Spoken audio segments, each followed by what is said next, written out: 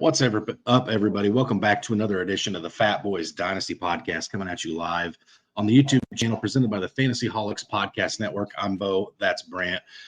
Brant, first and foremost, it's preseason, but we got some starters playing football live as you and I are live right now with the Indianapolis Colts and the Bengals. We've got the first team offense out. Anthony Richardson's looking pretty good at this point in the game. Pretty exciting there. And also we had a pretty meaningful trade go down in the NFL world today with the Philadelphia Eagles acquiring Jahan Dotson from the in-division rival Washington Commanders for a third round and 2 7th-rounders. I believe there was a 5th round included by Washington as well in that deal. What do you make of that deal for fantasy, Brant? Well, I think that gives the Philadelphia Eagles a locked-in wide receiver 3. I know they've been looking for that for like the last 2 years there as they've been making their runs. And now in Washington, it solidifies. In my mind, there might have been something behind the scenes that nobody's seeing right now with Dotson, because you don't make it in season trade with your division rival very often. So maybe there's something in-house that's going on with Dotson, and they wanted to get him out quick. I think what this is you add in Luke McCaffrey is now a name to be on your draft boards. Then you got to look at Scary Terry is going to be skyrocketing in ADP as well. And then there's a couple other names. Was it Dwami Brown is there, and Zacchaeus is also there from your Atlanta Falcons, had moved over to Washington. Those are some names really looking forward to. Plus the tight ends in Ben Sinnott and Zach Ertz are definitely – obviously these guys have impressed enough to where every single depth chart showed Dotson as number 2. Obviously this team has impressed enough with everything else that they're like, all right, just move on, and we're just going to start from scratch outside of Scary Terry. Correct. Yeah, it definitely will be interesting. I find it weird that the Commanders, instead of helping their rookie quarterback and giving him more targets to throw the ball to, they're kind of like, let's trade what is arguably the second best pass catcher of our receiving core to the division rivals, so that you can watch him play, but you can't throw to him, kind of a thing. I don't know. Screams weird to me. I know there's some underlying talks like watch Washington be in on like Brandon Ayuk, or we'll see. I don't know. I think this may have just been a move that got made. I don't know how I feel about it. Like you said, maybe Jahan Dotson wasn't showing strides. This wasn't the coaching regime that drafted him. Maybe there was some issues there where they weren't real fond of what they were seeing. I don't know. We'll see. Only time will tell. As far as fantasy impact, I don't really expect a whole lot for anybody other than maybe Jalen Hurts because of this. I don't think it hurts Smith's value. I don't think it hurts Saquon's value. I don't think it hurts A.J. Brown's value. It's just another guy that's going to get, what do you think, Grant, 50 targets in that offense, maybe for Jahan Dotson? Yeah, I think he'll get sprinkled in, and then you got to wait till he gets caught up to speed. So, yeah, maybe 50 to maybe 70 targets at most there. We got a touchdown in the game. Adonai Mitchell catching a touchdown pass. A.D. Mitchell, rookie, catching a touchdown pass on the first drive from Anthony Richardson. So definitely good things there from the Colts. Brant, I'm excited about this episode. We're doing like a real short, semi-sweet episode about some guys that we're just really confident in this season that take that step forward to becoming a must-own fantasy name this year. And also we got some big news to discuss towards the end of the show. Something that I'm excited to be bringing back this year. I know something you're going to be excited about. All of us on the Fantasy Holics team are super excited about this. There's your little spoiler for that, Brant. Let's get into this. Let's get the bibs on. And let's eat.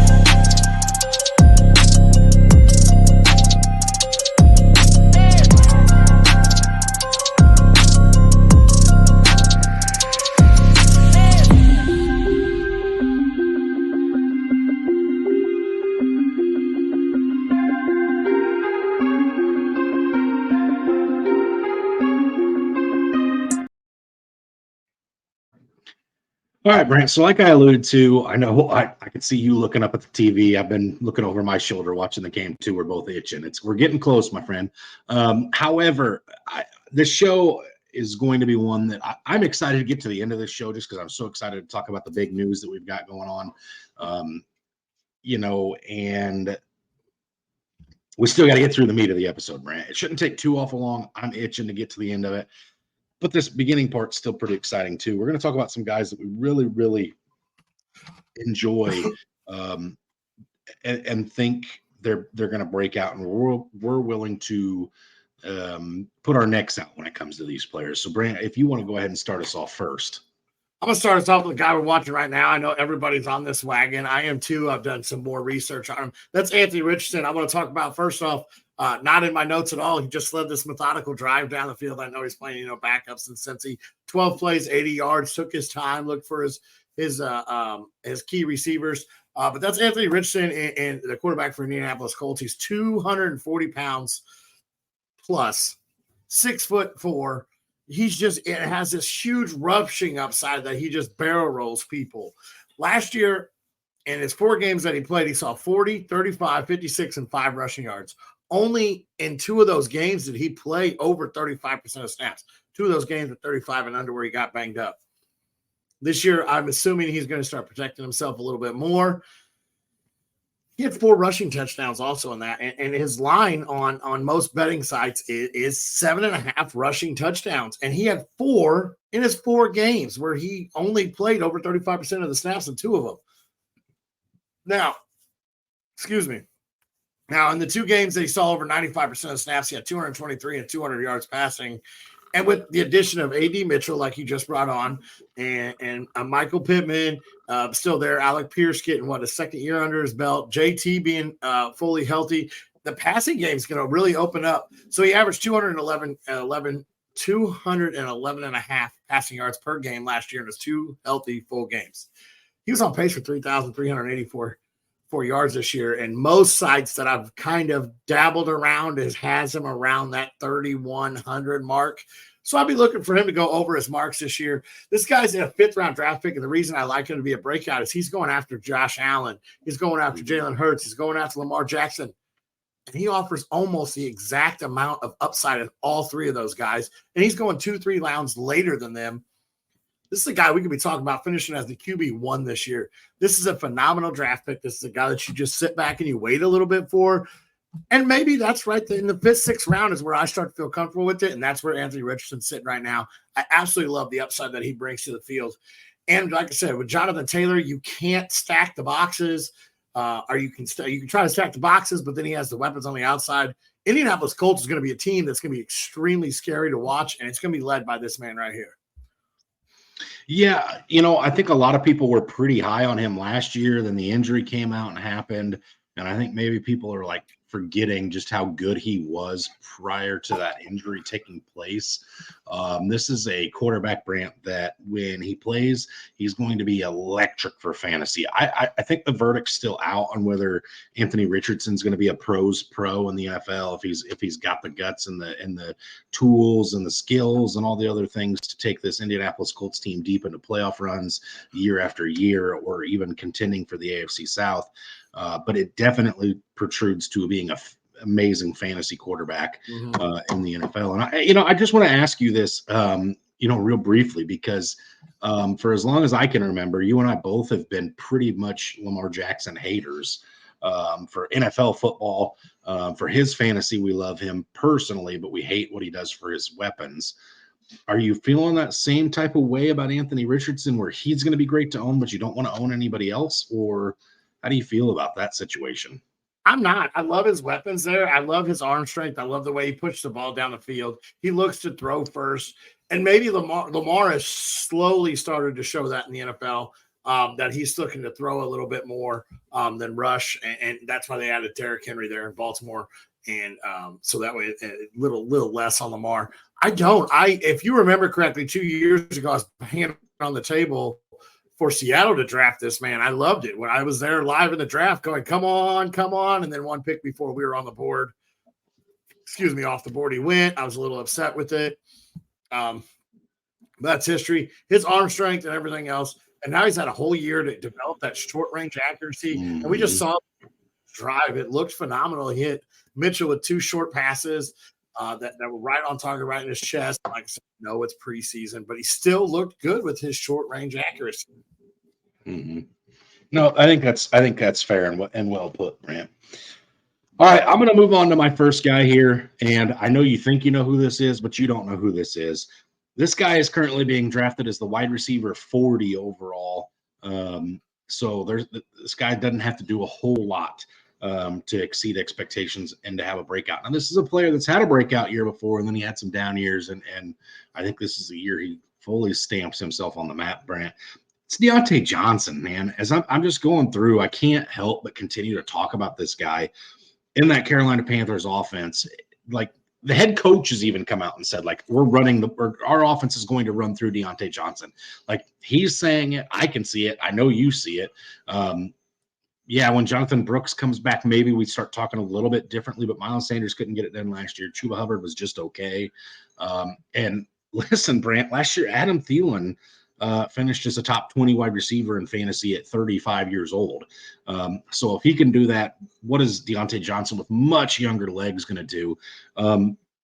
Here's the thing that's interesting. Sleeper actually has Deontay Johnson projected for 78 receptions, 817 yards, and 4 touchdowns. That puts him at wide receiver 40.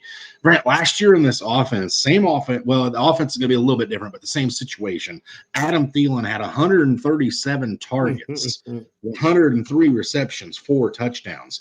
You're going to tell me that Deontay Johnson gets 100-ish receptions? We'll probably let's be a little bit room temperature with this. Let's say he gets 105 targets and he has like 85 receptions. He's smashing over 800 yards receiving, and I'm looking at like 6 or 7 touchdowns for him, which puts him inside the top 20 wide receivers. I think this is a year where Deontay Johnson people go, wait, I do remember how successful he was early in his Steelers career. Oh yeah, right. And just because you brought up the season-long play with Anthony Richardson, Deontay Johnson's projection or over under high or lower is only 800 yards, Brant. 800 yards is what they're asking for. Sleeper's got him going over that, and that's with pretty mild stats, I think. So I think in an offense where, yes, Xavier Legette was drafted, Xavier Legette was really, really good in 1 year in college, Brant, and that was it. I like Xavier Legette. He's fun to listen to talk, and he's got a good personality and things. And I love Adam Thielen. But you know what? I think for a long while this year, this is going to be the Deontay Johnson show. I think this is going to be the guy that Bryce Young looks at when the pocket breaks down, when the play breaks down. This will be his first read. So if Deontay Johnson can get separation, that ball's coming out early. I look for him to smash that wide receiver 40 ranking and to get well into the top 20 this year, Brant. Yeah, one of his biggest downfalls was he doesn't get touchdowns. 5-0 over the last 2 years. So he's had 5 touchdowns in 2 years. Odds are that's going up this year with Ken Ellis taking the reins and helping out Bryce Young. And we've seen what he's done with his quarterbacks. You and me talked about when this trade was made. This was probably one of the greatest offseason moves that Carolina could make. And I know you kick yourself for it because it is in division. But that was the smartest football move and fantasy move that this team could have done. This man averages, his lowest average was 10.2 yards per catch. So you tell me 80 yards at 10 yards a catch, or 80 catches, 10 yards a catch, or over 800 right there. That's nothing. He's only gone under 800 yards twice, his rookie year and then last year where he played with Kenny Pickett and Mason Rudolph. Yeah.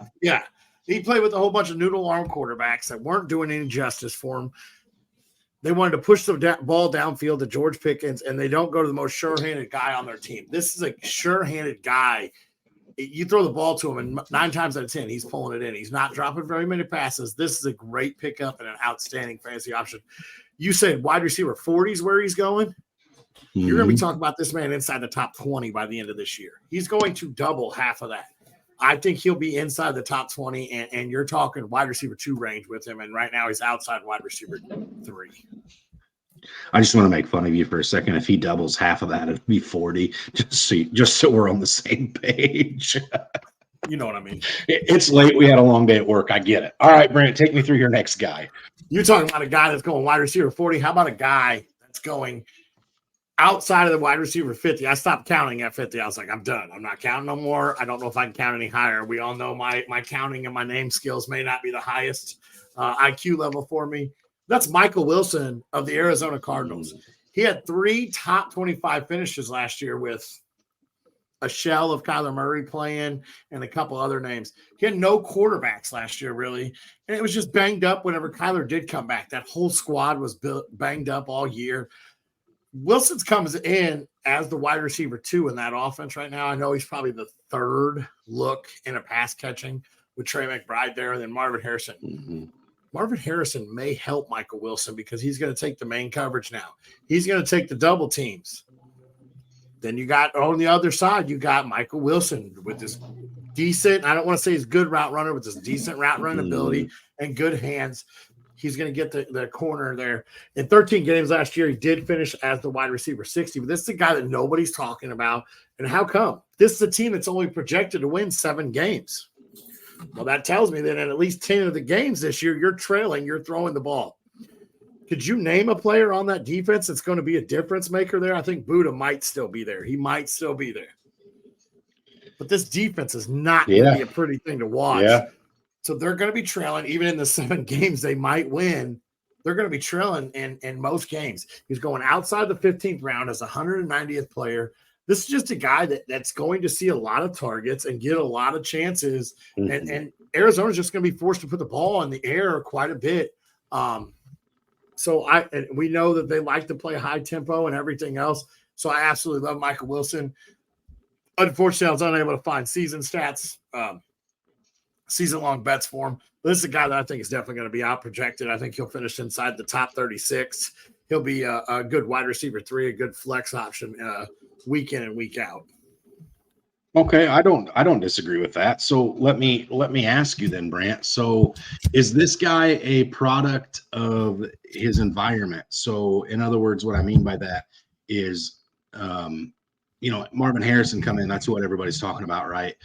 And Trey McBride, how good Trey McBride is projected to be this year, which he 100% is projected to be great this year, and very well probably will be. With that being said, is he a product of his environment, as in he gets better volume targets because of the additions of Marvin Harrison, Trey McBride taking that further step forward? Or is this a year where you're like, well, Marvin Harrison was drafted, but he's not the number 1 quite yet. It is currently Mike Wilson.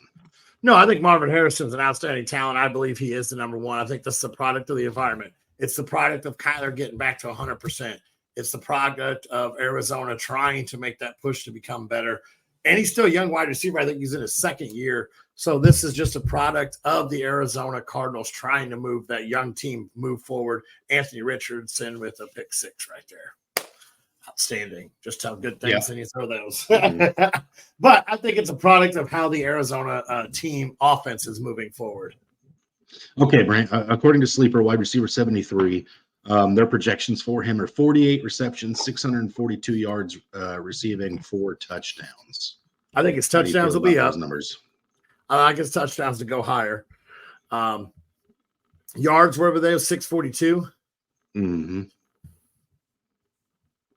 I'm going to say higher because I don't know if Marvin Harrison crosses that 1,000-yard threshold this year. So I think Trey might, but I don't think Marvin Harrison does this first year. So I'm going to go with over on that one, or higher. Okay. All right, there you go.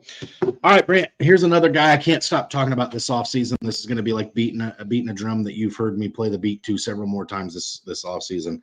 I'm talking about Brian Robinson, RB33 currently. This is a guy you and I actually just traded for in a league that we co-own together. So again, these are guys that I'm willing to invest in myself. And I swear everyone who's watching, listening, I didn't coerce Brant into that. I did let him make the decision himself. I just said I was into it. Anyway, currently as the RB33, Sleeper has him projected for 991 total yards, so not breaking the 1,000-yard mark, 7 total touchdowns, 226 total touches. Okay. Last season, Brant, just last season, He had 1,101 yards, so 210 or 120 yards more last year total than they're projecting for this year. He had 9 total touchdowns last year on 214 touches. So again, sleepers saying, "Yeah, we think Brian Robinson's going to get the ball more. He's just going to be worse with it." I don't see that happening. This offense is going to be more electric this year. Yes, I know it was a run and gun, chuck the ball up and make plays happen with Sam Howell under center last year, like just crazy, like high tempo. They either lighted the scoreboard up quick or didn't light it up at all kind of offense last year. And it should be a little bit different with Jaden Daniels. And I know there's everybody saying, well, wait. Austin Eckler went there. Austin Eckler is trending in a downward direction. And I just think that Brian Robinson is at a spot where he's going to be the guy that's getting the ball. He's going to be a guy that's driving them down the 20s. And then maybe inside the 20s, you see a little Austin Eckler, but inside the 5-yard line, it's going to be a lot of Brian Robinson grounding and pounding it in. I wouldn't be shocked at all, Brant, to see him closer to like 240 total touches and comfortably over that 1,000-yard mark again this year with about 8 touchdowns, which I think is going to have him around that RB15 to RB20 range this year. So again, well exceeding his expectations on the year. Absolutely. And I'm going to bring in two facts here. Cliff Kingsbury is the new OC there who likes to run a high-paced offense. Austin Eckler left the Chargers because he didn't want the 200-300 touches. He doesn't want to be all that wear and tear because it was killing his body. So, yeah, he's coming in. Brian Robinson has already shown it. He wants the wear and tear. He wants to be that workhorse. You may see a lot of times both these backs are on the field at once. I absolutely love Brian Robinson moving forward. So it's absolutely a great pick. Hey, Brant, guess what? It's time. It's time to talk about the big news. I'm over the top excited about this. This is something we did last year as well, and it's something we're going to do again this year. Brant, go ahead and tell the folks at home what we got going on here. We have renewed our partnership with Underdog Fantasy. The promo code is Holics, and they will match up to $1,000 deposit, I believe is what I read. That's $1,000. It's a little bit more than it was last year, just a little bit more where it was only 100. This is absolutely this that you can do season-long bets. You can do our season-long props, daily or weekly props. You can do rivals when they get it on there. The rivals are not on there right now. You do rivals, which is head-to-head matchups. There's so much best ball drafts on Underdog. There is so much to do on Underdog Sports. It's an amazing app to move forward and play on and check out. Once again, promo code is Holics. Yeah, and also, Brant, they are working on a sports book too that's, I think, still working on getting permissions and really getting out there. But this Underdog Fantasy is in almost every state. It's something you can go play at any time. Last year, you and I both signed up and got we'd been playing for a couple of years, but re-signed up under new emails to benefit from the promo that was attached to the Holics last year. This one's even better. Like you said, Brant, up to $1,000 on your initial deposit. That is insane. Not many places are willing to do something like that. And again, this is something you and I discuss every Sunday morning as the season rolls through during our live start sits. You and I put money into this real American green money. We put into this app and we play on it, and you and I both really enjoy it. The Rivals feature is one of my favorite things in fantasy sports, period, just because it's so much fun for me to, like, when the Falcons and Seahawks play each other, Drake London's going to have more receiving yards than DK Metcalf, so I can get on there and put my money where my mouth is and double down on it. I look like a genius when I tell you it's going to happen, and it happens, and I get paid for it. It's just one of those things that you just can't help but be excited about, Brant. I'm excited about it. You're excited about it. I know we're 2 weeks out. I know we're going to talk about this as it gets a little bit closer, but we've got some bets we want to talk about before that, or before week one, Brant. We both put together a 4-leg parlay that we're going to talk about. But first, we've got a new graphic that Jay put together from the Fantasy Holics team for us. We're going to go ahead and play that right now. And then afterwards, Brant, we will come back with our 4-leg parlays.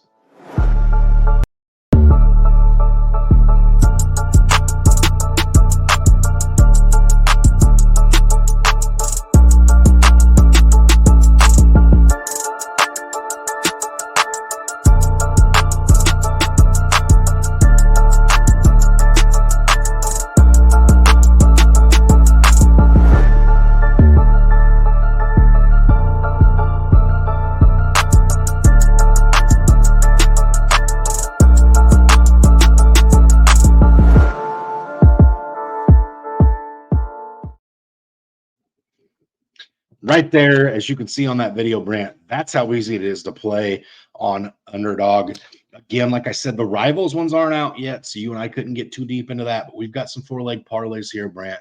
Go ahead and take us away with your first 4-leg parlay of the season. Well, before I get into that, I want to add in, they also added a new feature here that we forgot to talk about. Last year, you could only put up to, I think it was 4 or 5. I think it was 5 last year you could only put, and it was, if I can find it real fast, it was 100 times your money, or not 100 times, 10 times. And now you can go all the way up to 8, and it's 88 times your entry.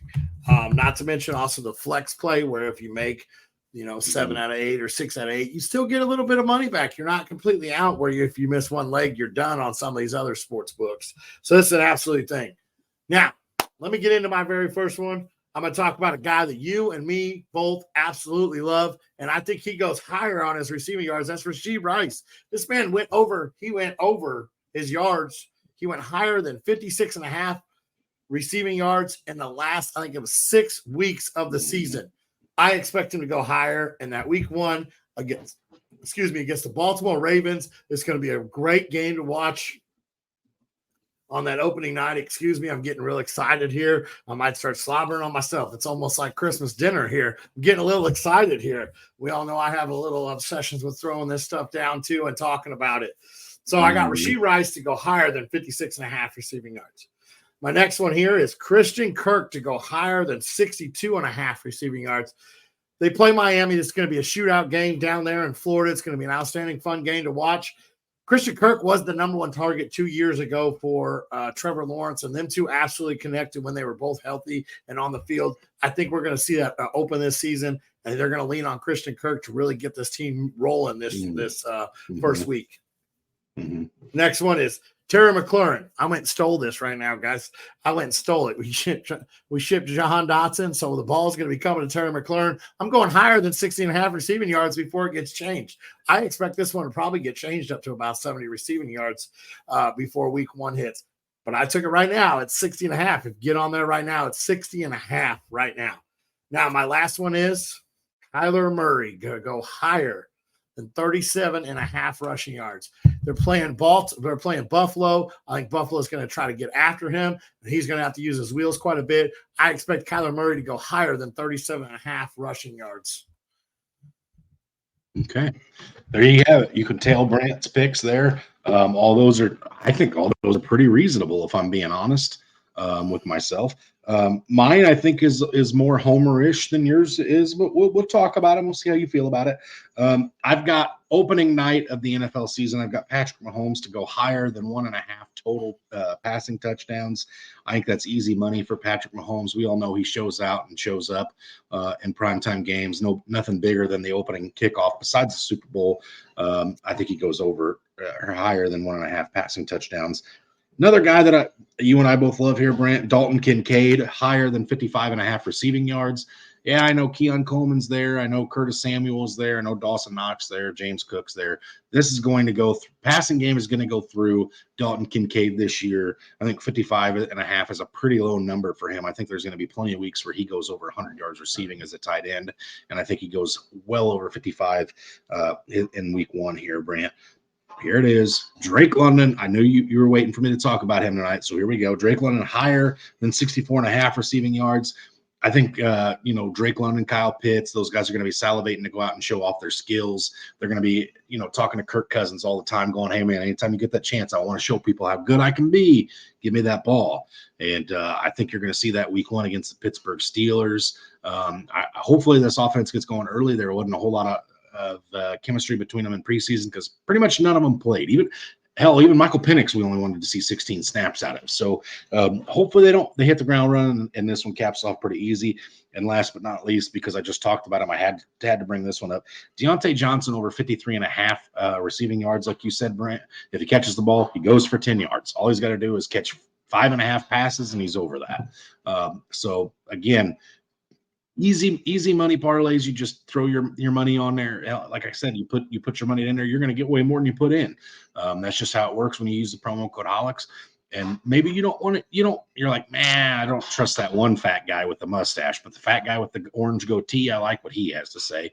Maybe you put your free money down on him and you will use your own bets, and maybe Brant gets you some extra splash over the course of the season too.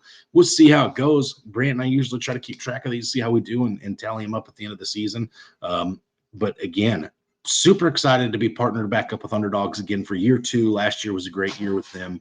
Super excited for it again this year, as it is one of my favorite betting sites. Absolutely, it's a great time to use. I just put a little bit more back down on there.